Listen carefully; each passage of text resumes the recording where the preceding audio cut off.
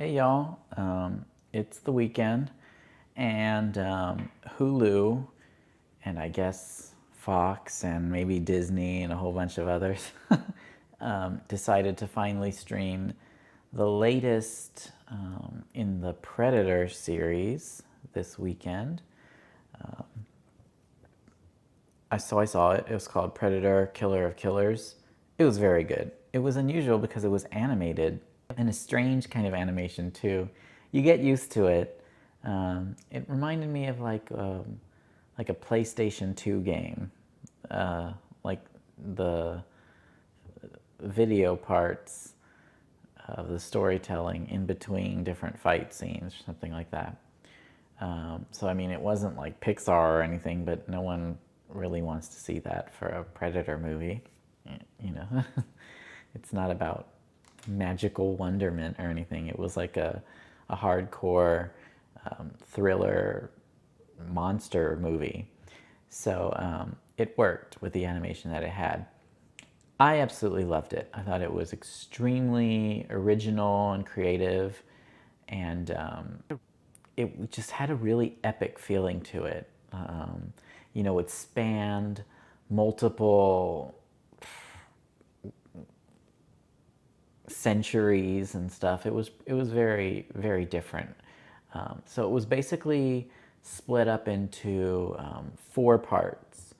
So the first part focuses on the first of the three killers that you're going to see.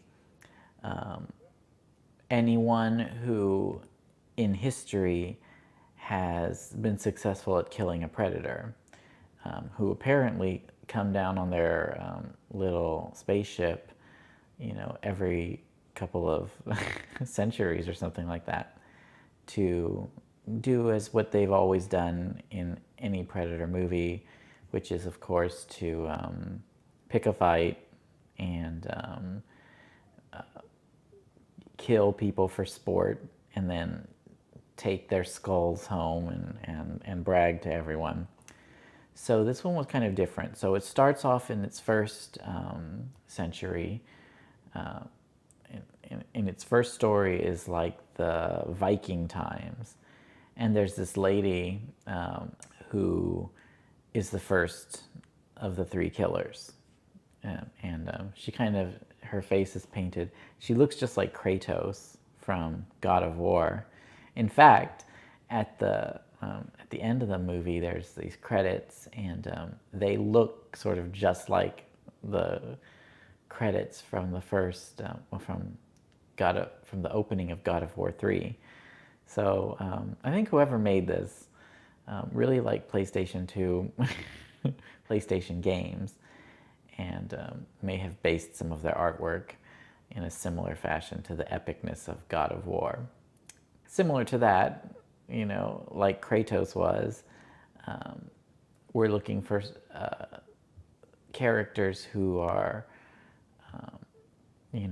top predators or the champions of killing on Earth. And so the first one is that lady, the Viking lady.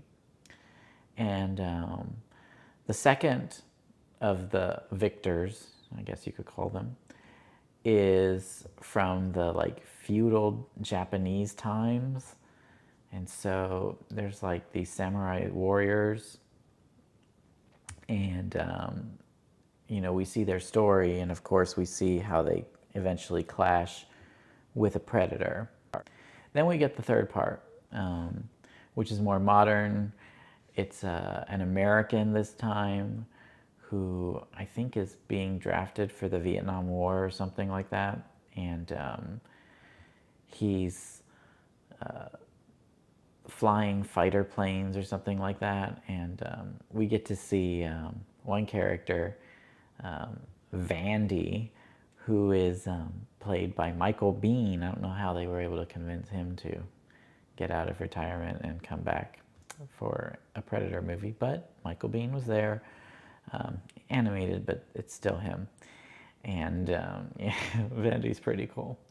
So we we see someone who is ready to conquer a predator, from America during, modern times.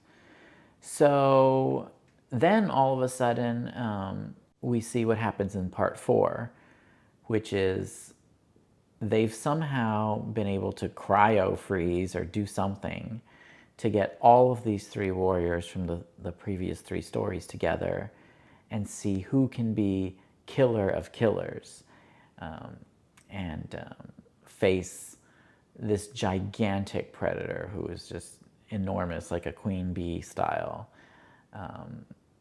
and see what happens. Now, I never give spoilers or anything, so I can't tell you how it ends, but it's very well done, and I really enjoyed the story. The animation was excellent, and the story, I mean, it was just so epic and everything that it would have been hard to make it a live action movie. It would have cost many hundreds of millions to do something like that, especially with just, the different epochs, and is just visually stunning, just such a captivating and just epic story, spanning 1,000 years, and just, the action sequences were pretty amazing. The music was good. It was just an excellent, excellent Predator. I think they're making another one soon that'll be live action. So I'll be looking forward to that one. But for now, if you've got Hulu, it just came out. Definitely check it out. Predator, Killer of Killers.